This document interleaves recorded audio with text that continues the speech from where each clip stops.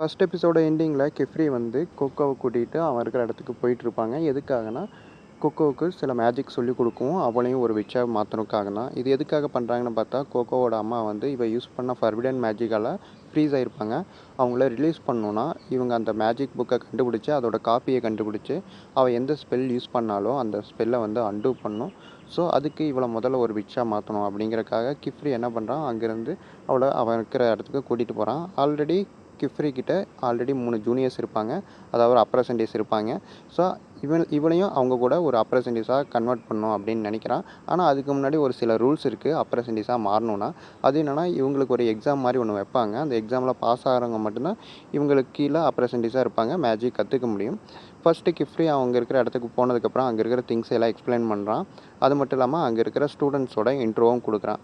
ஒரு பொண்ணு வருது. அந்த பொண்ணு ரொம்பவே ஜாலியா இவ கூட ஃப்ரெண்ட்லியா பேசிட்டு இருக்கு.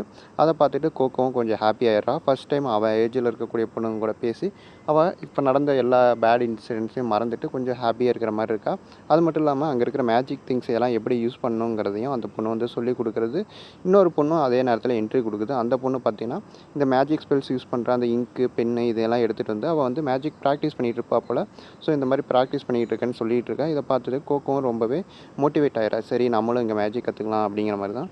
உடனே இங்க கெஃப்ரி வரான். இந்த மாரி நீ வந்து இப்போ ட்ரெஸ் சேஞ்ச் பண்ணிக்க, ரொம்ப தூரம் ட்ராவல் பண்ணிட்டு வந்திருக்கோம். போய் ஃப்ரெஷ் அப் பண்ணிட்டு வா, சாப்பிடலாம் அப்படிங்கிற மாரியெல்லாம் கெஃப்ரி சொல்றான்.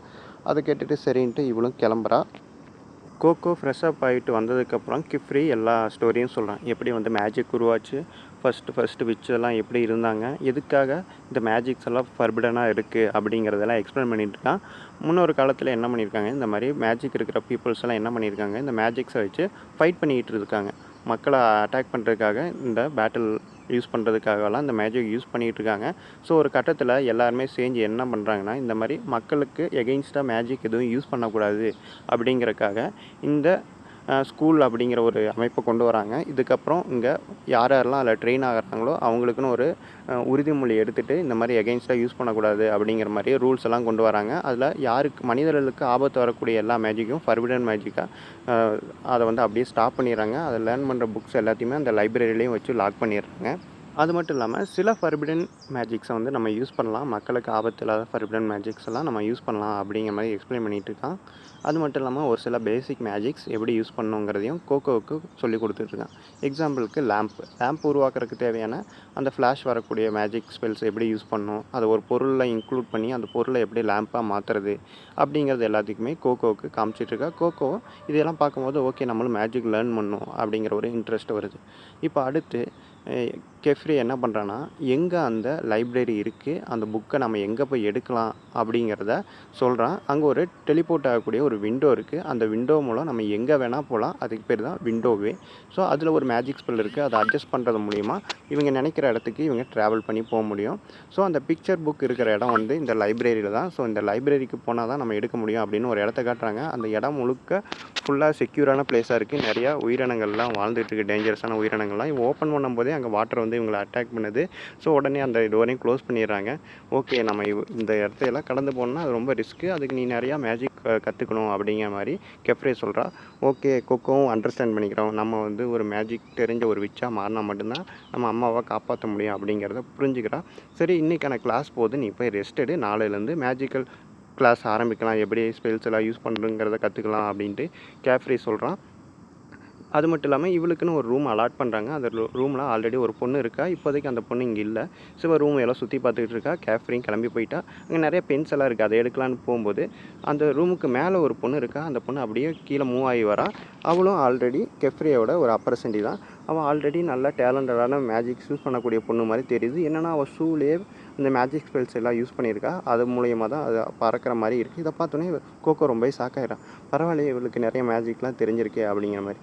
ஸோ இந்த பொண்ணுக்கு நம்ம கோகோவை பிடிக்கவே இல்லை. எப்படியாச்சும் இவளை துரத்தணும் அப்படிங்கிற ஒரு மைண்ட் செட்டில் தான் இருக்கான். உனக்கு என்ன தகுதி இருக்குது இங்கே வந்து மேஜிக் கற்றுக்க? அதுவும் நீ ஒரு அவுட் சைடர், நீ ஒரு விச்சே கிடையாது. நீ பிறக்கும் போதே மேஜிக்கோட பிறக்க கிடையாது. நீ பண்ண மிஸ்டேக்கால் தான் நாங்கள் எல்லாருமே இப்போ மாட்டியிருக்கோம். ஆக்சுவலி இப்போ ஃபர்பிடன் மேஜிக் யூஸ் பண்ணனால நிறைய ப்ராப்ளம் இருக்கும் போல். ஸோ இப்படி பேசிகிட்டு இருக்கும்போதே அந்த 2 பொண்ணுங்க வந்துடுறாங்க.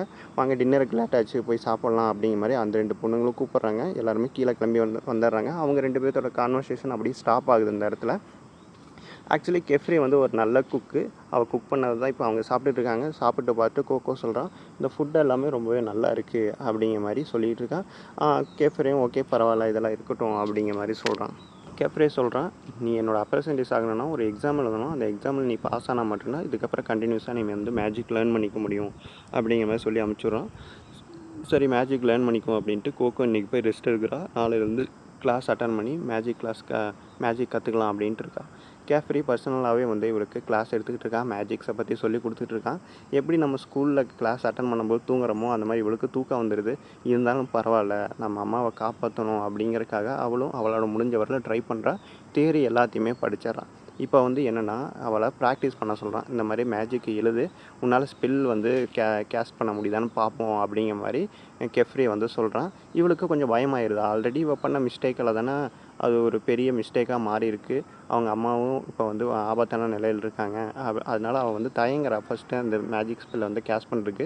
கெஃப்ரி வந்து மோட்டிவேட் பண்ணுறான். சரி நான் ட்ரை பண்ணுறேன் அப்படின்ட்டு அவளும் ட்ரை பண்ணுறான். ஆல்ரெடி அவள் ஃபஸ்ட் டைம் பண்ணும்போது அவளுக்கு எந்த ஒரு எக்ஸ்பீரியன்ஸ் இருக்காது.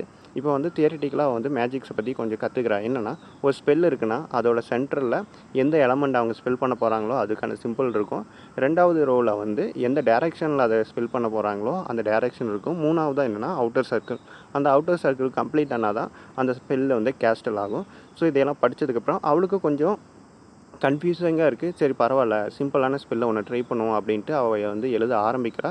ஸோ அவள் படித்ததில் ஞாபகப்படுத்திட்டு ஒரு ஸ்பெல்லை வந்து கேஸ்ட் பண்ணலாம், வாட்டர் ரிலேட்டடான ஸ்பெல்லை வந்து கேஸ்ட் பண்ணலாம் அப்படின்னு எழுதுறா. ஆனால் அந்த ஸ்பெல்லு வந்து கேஸ்ட் ஆகலை. சரின்ட்டு அந்த பேப்பரை வந்து கசக்கிறா. அப்போ தான் கேஃப்ரி சொல்கிறேன், அதை கசக்காத, எங்கிட்ட கூட நீ என்ன மிஸ்டேக் பண்ணியிருக்கீங்கன்னு பார்ப்போம் அப்படிங்கும்போது கண்டுபிடிச்சாரன். என்னென்னா அந்த சர்க்கிள் வந்து கம்ப்ளீட் ஆகிருக்காது. ஸோ அந்த சர்க்கிளை நீ கம்ப்ளீட் பண்ணால் மட்டும்தான் ஸ்பெல்லு வந்து கேஸ்ட் ஆகும் அப்படின்னு சொல்கிறா. சரின்ட்டு அந்த சர்க்கிளை வந்து அவள் வச்சுருக்கிற பின்னால் கம்ப்ளீட் பண்ணுறா. கம்ப்ளீட் ஆன உடனே அந்த ஸ்பெல்லு வந்து கேஸ்ட் ஆக ஆரம்பிச்சிருது. இதை பார்த்துட்டு ஷாக் ஆகிடுறாங்க. இவங்க என்ன ஆகுதுன்னா ஸ்பெல்லில் ஏதோ மிஸ்டேக் பண்ணிட்டா போல். பக்கத்தில் அவள் உட்காந்து அவள் ஏதோ ப்ராக்டிஸ் எடுத்துருக்கா. அவன் மேலே வந்து வாட்டர் வந்து ஸ்பில் ஆகிடுது. இதை பார்த்துட்டு கோகோ, ஆகா ஆல்ரெடி அவன் நம்ம மேலே டென்ஷனில் இருக்கா, இப்போ இவன் மேலே வேறு வாட்டரை போட்டுருமே, என்ன பண்ணுறதுன்னு பக்கத்தில் போய் பார்க்குறா. அவள் ஆல்ரெடி ஏதோ ஒரு ஸ்பெல் எழுதிட்டு இருப்பா போல். அது ஃபுல்லாமே வாட்டரில் வந்து இங்கு மொத்தமாக டிசால்வ் ஆகிடுது. ஐயோ நான் இதை உனக்காக ட்ரை பண்ணி கொடுத்துட்றேன், என்னை மன்னிச்சிரு அப்படிங்கிற மாதிரி கோகோ கேட்குறா. அப்போ அவ்வளோக்கு ரியாக்ட் பண்ணல. பரவாயில்ல விட்டுரு, நான் இதெல்லாம் பெருசாக எடுத்துக்கல அப்படின்ட்டு அவள் ஸ்பெல் பண்ண அந்த பேப்பரை வாங்கி பார்க்குறா. இங்கே பாரு, நீங்கள் ஒரு மிஸ்டேக் பண்ணிட்டேன். என்னென்னா செகண்ட் சர்க்கிளில் ஒரு சிம்பிள் மட்டும் பெருசாக இருக்குது பாரு. இப்படி பெருசாக இருந்ததுன்னா அந்த டைரெக்ஷனில் தான் அந்த ஸ்பெல் வந்து ஆக்டிவேட் ஆகும். அதனால தான் என் மேலே வந்து இப்போ வாட்டர் ஸ்பில்லாக இருக்குது. ஸோ நெக்ஸ்ட் டைம் என்ன பண்ணு, ஈவனாக நீ கொடுக்கணும் அந்த டைரெக்ஷனை அப்படிங்கிற மாதிரி சொல்கிறான். சரின்ட்டு கெஃப்ரி வந்து எனக்கு டைம் ஆயிடுச்சு, நான் வெளியே போக வேண்டிய வேலையே இருக்குது, நீ வந்து இவளுக்கு ட்ரைனிங் கொடு, எனக்கு தெரிஞ்சு நீ வந்து என்னை விடவே பெட்டராக அவளுக்கு வந்து ட்ரைனிங் கொடுக்கலான்னு நினைக்கிறேன் அப்படிங்கிற மாதிரி கெஃப்ரே சொல்கிறான். கோக்கோன்னு நினைக்கிறேன், ஆகா மாட்டினோம்டா, சும்மாவே அவன் மேலே நம்ம மேலே டென்ஷனில் இருப்பா, இப்போ வேறு இவளை கோத்து விட்டு போயிட்டாங்களே அப்படின்ட்டு கோகோ வந்து நினச்சிட்டு இருக்கா. இப்போ தான் நேற்று நைட்டு பேசியிருந்த அந்த கான்வர்சேஷனாக மறுபடியும் எடுக்கிறா. ஸோ நீ வந்து உண்மையிலேயே ஒரு அப்பரசண்டியாக மாறணும்னா நீ வந்து ப்ரூவ் பண்ணணும், என்கிட்ட முதல்ல நீ ப்ரூவ் பண்ணு, அதுக்கு ஒருத்தான ஆளா அப்படின்ட்டு ஏதோ ஒரு இடத்துக்கு கூட்டிகிட்டு போகிறா. அப்படியே இந்த செகண்ட் எபிசோடே முடிக்கிறாங்க.